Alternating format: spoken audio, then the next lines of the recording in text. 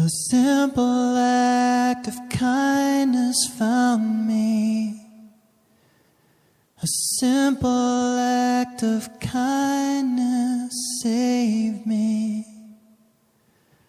A simple act of kindness brought me home.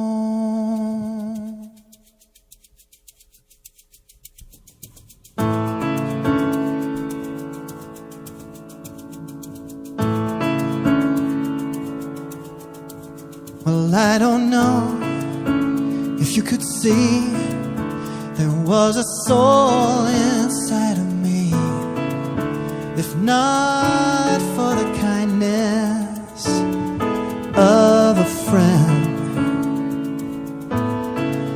well, maybe now you couldn't tell, but I'd be just an empty shell. If not for the kindness of a friend. I know how dark a human heart can be out there. I was so far gone, I thought that no one ever could see me.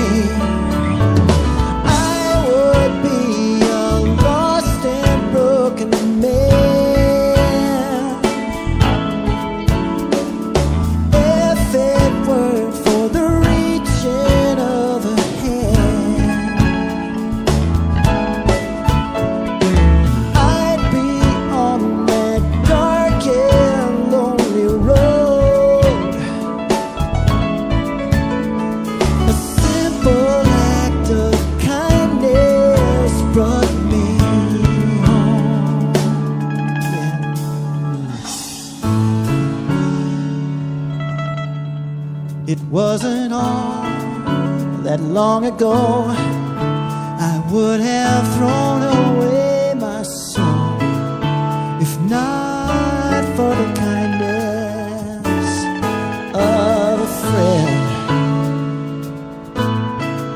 Well, now and then I feel the sting of almost losing everything. If not for the kindness of a friend, yeah. I know how dark a human heart can be out there, but now I know compassion was the only thing that could free me. I would be a lost and broken man if it weren't for the reaching of a hand. Yeah. I'd be on that dark and lonely road. A simple act of kindness brought me home. And now I'm glad I'm here and that I'm free to pass along what someone gave to me. A simple act of kindness found me. A simple act of kindness saved me.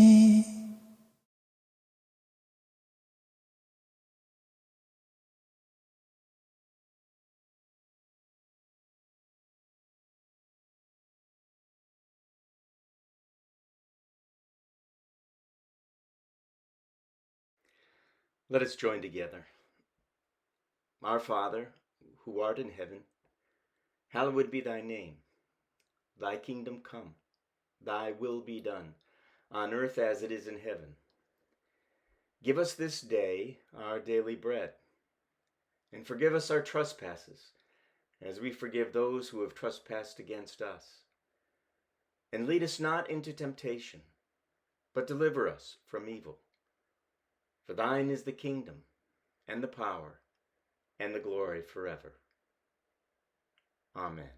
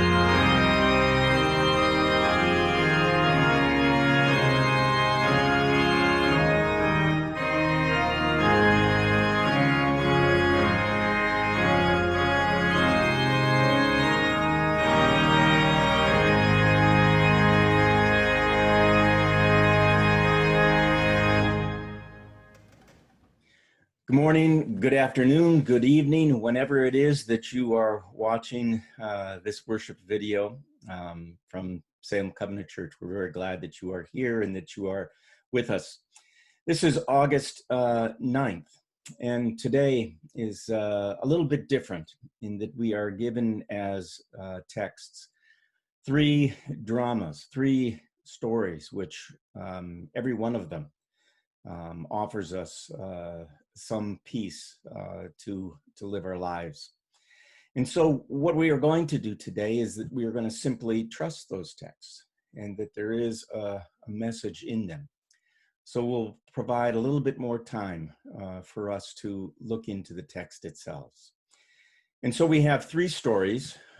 The first is the gospel text, comes for us in the Gospel of Matthew, and it is Jesus walking on the water. Jesus has just fed the 5,000, and he's looking for some space to kind of recoup. And it is the story of Peter getting out of the boat and Jesus walking on the water. And then we go to 1 Kings 19 with the story of Elijah, who is fleeing for his life. and him seeking God's presence. And third and final story is from Genesis. It is the story, the early story of Joseph. And Joseph, as he gets tricked, and as he is thrown into a pit by his brothers, and it is the story of how the Hebrew people eventually get to Egypt. And so again, welcome to all of you. We're glad that you're here, and we go to our texts.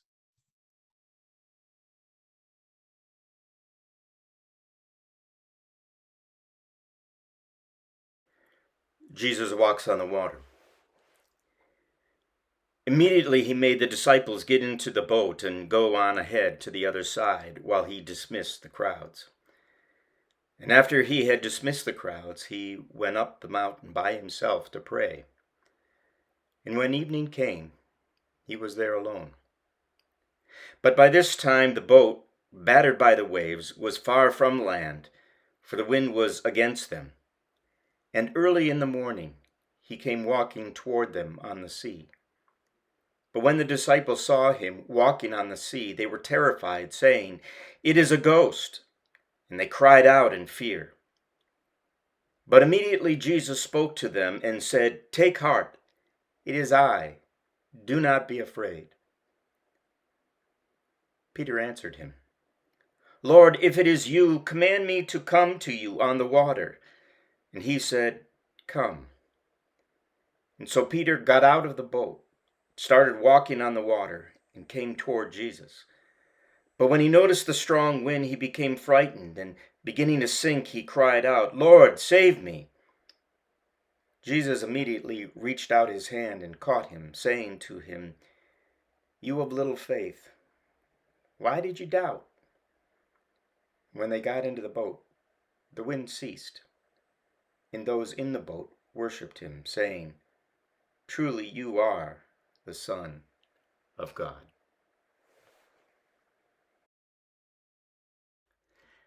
Time for our conversation with children, so I'm going to invite any of the kids to come around, and we'll have just a little bit of a time together. I'm wondering if many of you have seen this. This is up in the top right-hand corner. It's called a dream catcher, and they've become pretty popular. I've seen them in many people's homes. Usually they are in our bedrooms. Sometimes they are kind of hanging from the ceiling. I've even seen them actually on the rear view mirrors of cars. But the source of this object comes from the Native American cultures, and they were hung above a place in which a child sleeps. And the idea behind it was that all dreams have to pass through this catcher before they arrive to the child.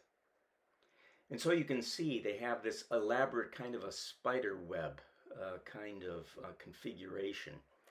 And the idea is that our bad dreams often have spines or thorns on them. And so when they try to get through that dream catcher, they get stuck and they never come down to us. But our good dreams are smooth and they fall through, usually a circle in the middle of that web. The good dreams come to the child. At least one of the stories that we are looking at today deals with dreams. The one that we are working with a little bit later deals with Joseph, and you might remember the story of Joseph and his coat and the dreams that he have. But we are actually always dreaming. We have dreams about who we are and what we desire from our lives. We dream about who is God and what God desires for us. I think what's important for us to remember is that God desires good for all of us. Good for us to be able to live full and free lives And these dreams are always streaming down and they come to us. And so as we think of our dreams and as you think of your own dreams, I'm hoping that all your dreams are good and wondrous, and that you know how proud of you we are. But mostly, I pray that all of your dreams would seem to tell you over and over and over again how much you are loved by all of us. And so I hope you have a great week, and we look forward to being together next week. Bye-bye.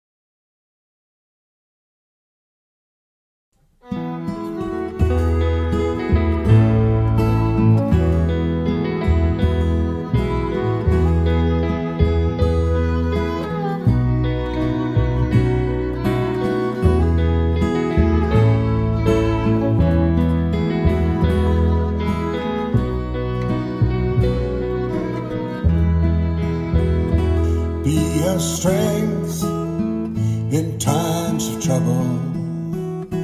Bring us into your hands. Be our strength in times of trouble. Gather us into your hands. Hear the cry of the poor and orphan. Bring them into your hands. Lord, break the power of the oppressors. Take them into your hands. In your hands, in your hands.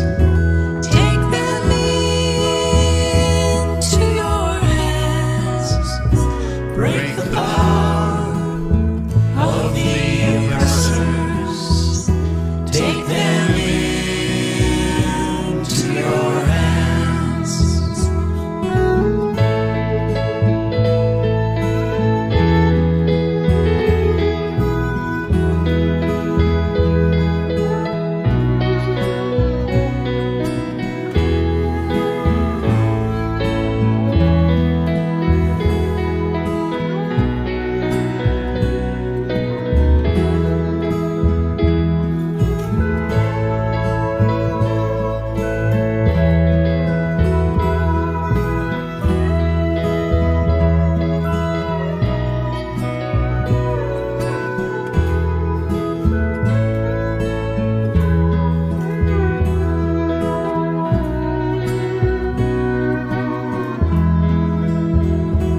Be our strength in times of trouble.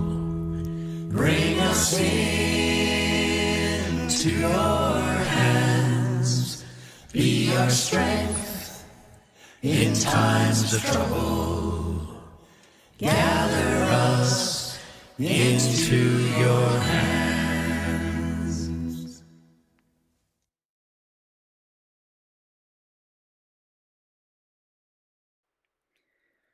From 1 Kings 19, starting with verse 9 and reading through verse 18. At that place he came to a cave and spent the night there. Then the word of the Lord came to him, saying, "What are you doing here, Elijah?" And he answered, "I have been very zealous for the Lord, the God of hosts. For the Israelites have forsaken their covenant, thrown down your altars, and killed your prophets with the sword. I alone am left, and they are seeking my life to take it away. He said, Go out and stand on the mountain before the Lord, for the Lord is about to pass by. Now there was a great wind, so strong that it was splitting mountains and breaking rocks in pieces before the Lord. But the Lord was not in the wind. And after the wind, an earthquake, and the Lord was not in the earthquake. And after the earthquake, a fire, but the Lord was not in the fire. And after the fire, the sound of sheer silence. And when Elijah heard it, he wrapped his face in his mantle, and went out and stood at the entrance of the cave. And then there came a voice to him that said, What are you doing here, Elijah? And he answered, I have been very zealous for the Lord, the God of hosts. For the Israelites have forsaken your covenant, thrown down your altars, and killed your prophets with the sword. I alone am left, and they are seeking my life to take it away. Then the Lord said to him, Go, and return on your way to the wilderness of Damascus.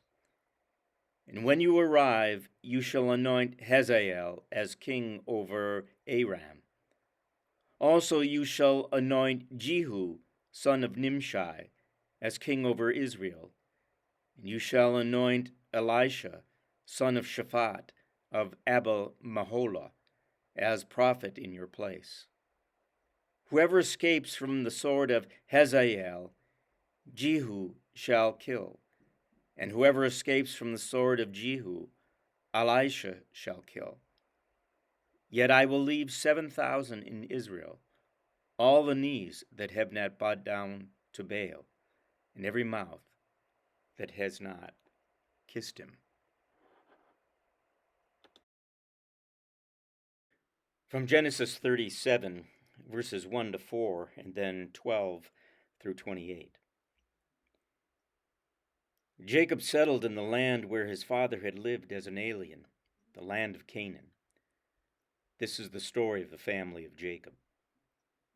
Joseph, being 17 years old, was shepherding the flock with his brothers. He was a helper to the sons of Bilhah and Zilpah, his father's wives, and Joseph brought a bad report of them to their father. Now Israel loved Joseph more than any other of his children, because he was the son of his old age, and he had made him a long robe with sleeves.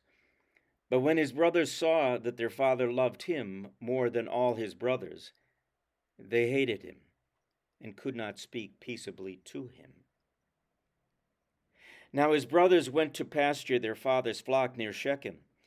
And Israel said to Joseph, Are not your brothers pasturing the flock at Shechem?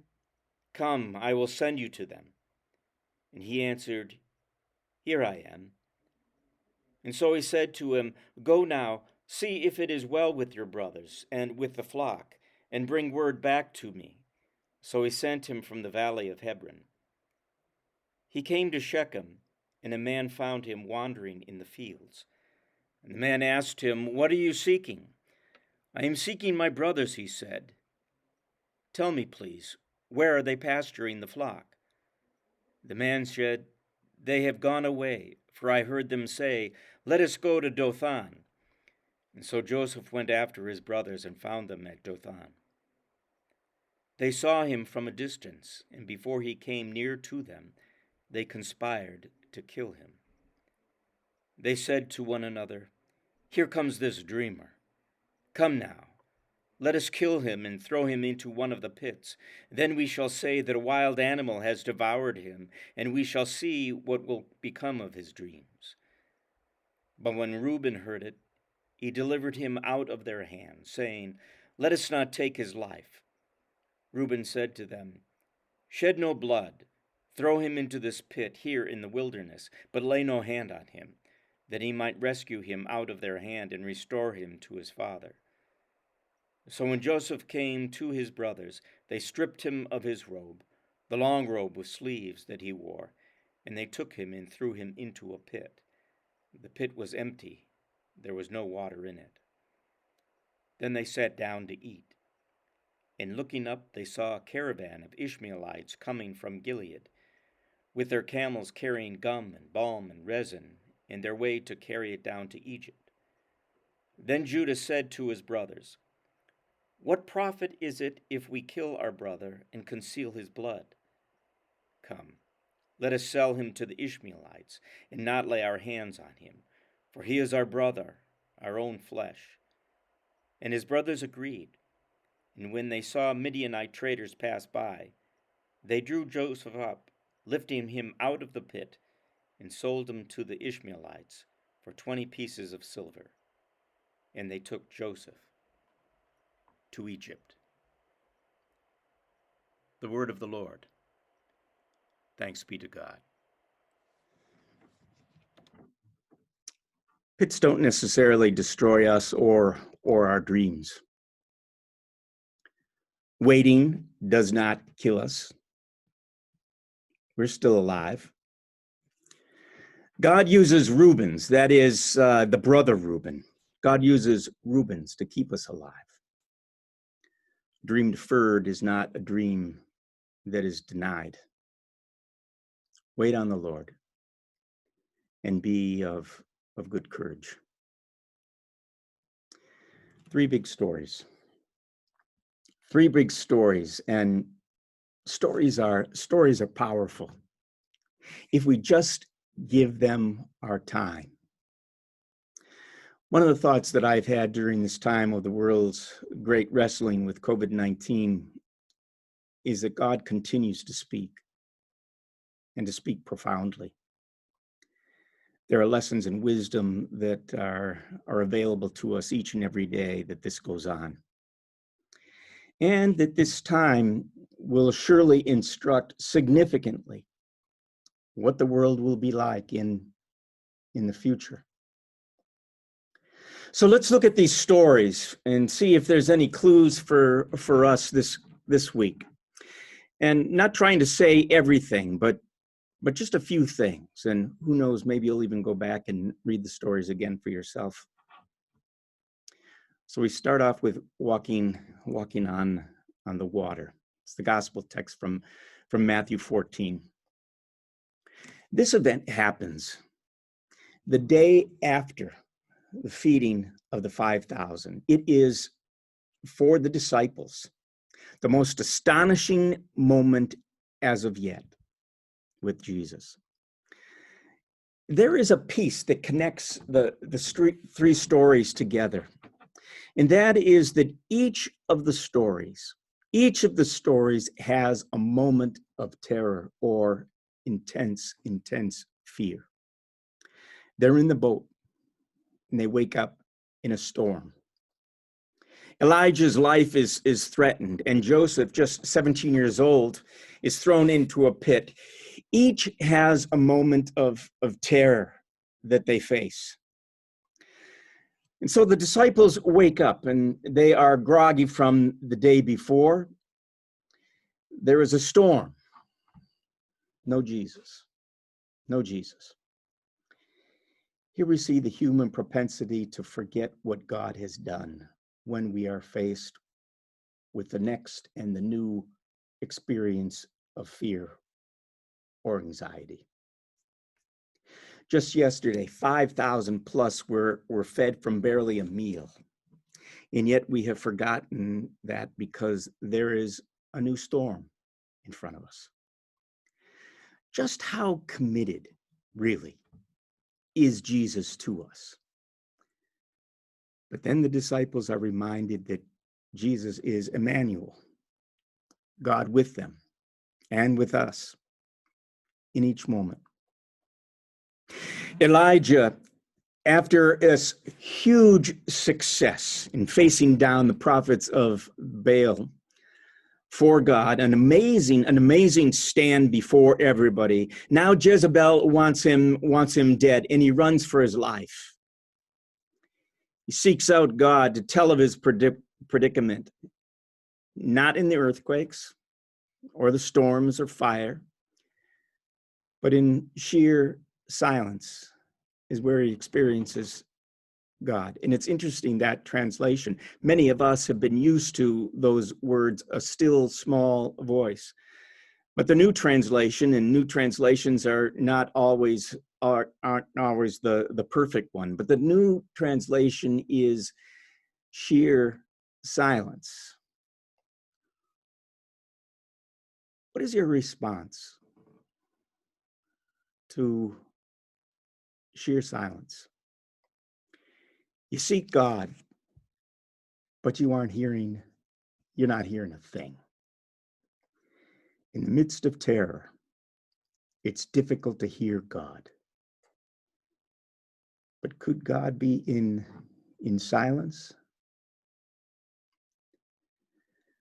This third story, we look at the early life of Joseph, and some would say that this is the period of time in which we think of Joseph as the jerk. He's a little full of himself. Dad likes him best, dresses him up, gives him protection and good assignments, and Joseph knows it. And so we see here the grand exposure of the continuation of the dysfunctional family of God. The older brothers are rightly heated about all of this, and they plot to kill, showing us perhaps the human propensity for settling all of our issues with violence. And so you can just hear the moral calculus running in their minds. Let's not kill him. Let's enslave him. And Joseph's terror is the dank smell of earth as they throw him into a pit. And the awful humidity of betrayal is glistening all over his body. This is a kinship culture. If there is one thing you never want, it is to be separated from family. Your kinship group is everything. It's what life is all about. It's what you work for all of your life. It is where one is safe. To be separated is to wither and to die. Joseph is betrayed, and he is sold into slavery.